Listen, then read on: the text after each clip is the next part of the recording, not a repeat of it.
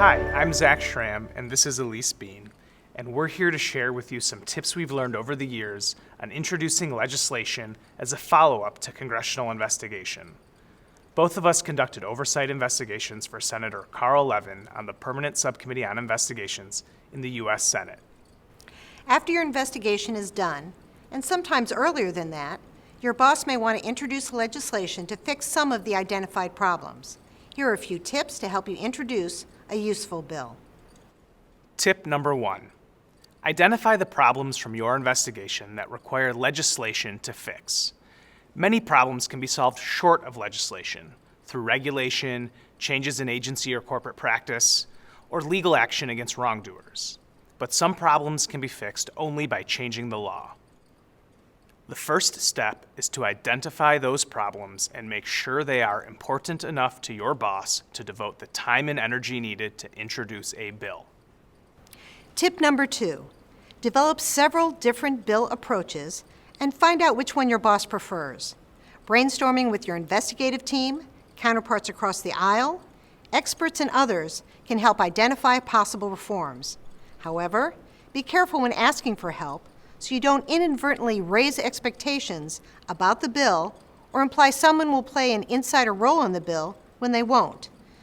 When thinking about alternatives, consider whether your boss wants to send a message about the problem or actually wants to fix the problem, which is a lot harder.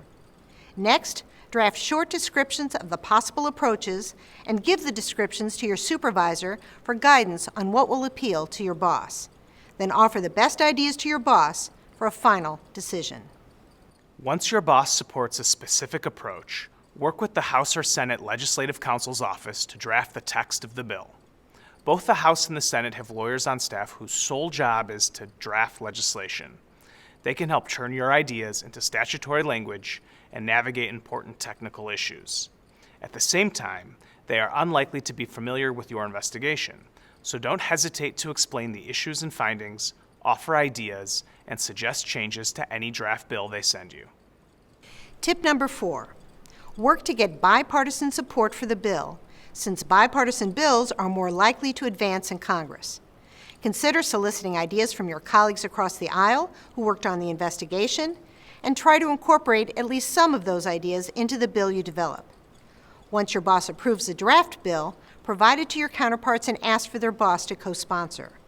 Be open to negotiating over the bill provisions to gain their boss's support. Consider taking similar steps with other members from across the aisle interested in the issues. If you can get one bipartisan co-sponsor, that member's staff may be able to help you get more. Tip number 5. Be strategic when seeking co-sponsors for the bill. Think about getting the same number of co-sponsors from both parties if possible. Try to identify committee chairs or subject matter leaders whose support would attract other members of Congress. Also, try to identify members whose constituents would likely strongly support the bill. Consider a mix of conservatives and liberals from both parties. Tip number 6. Once you have a draft bill, work to get outside support for it. A first step is to identify possible public interest groups, trade associations, corporations, agencies, experts, or others that might support the bill. Contact each separately, provide a bill summary, and solicit their support. Again, be prepared to negotiate over the bill provisions to address any concerns. But be careful about allowing outside parties to draft the actual bill provisions. Consider asking potential allies to endorse the bill in a letter or other statement.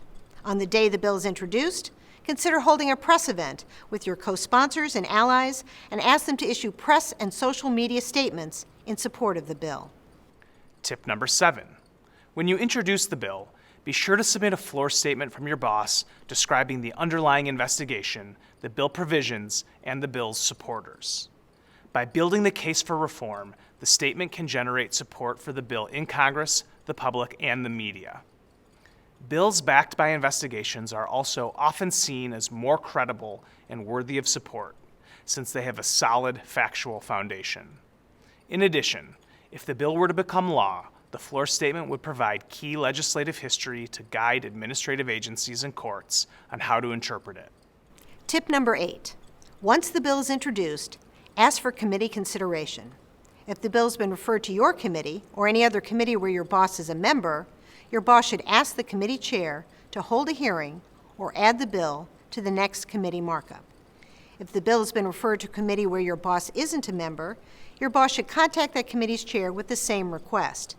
In addition, your boss should try to identify a colleague on that committee who might be willing to champion the bill and work to get it a hearing and markup. A final tip. If committee consideration does not look likely, you may want to consider looking for a legislative vehicle your boss could use to add the bill's provisions during House or Senate floor proceedings. Possibilities include appropriations bills, continuing resolutions, the annual defense reauthorization bill, or any other large bill moving through Congress.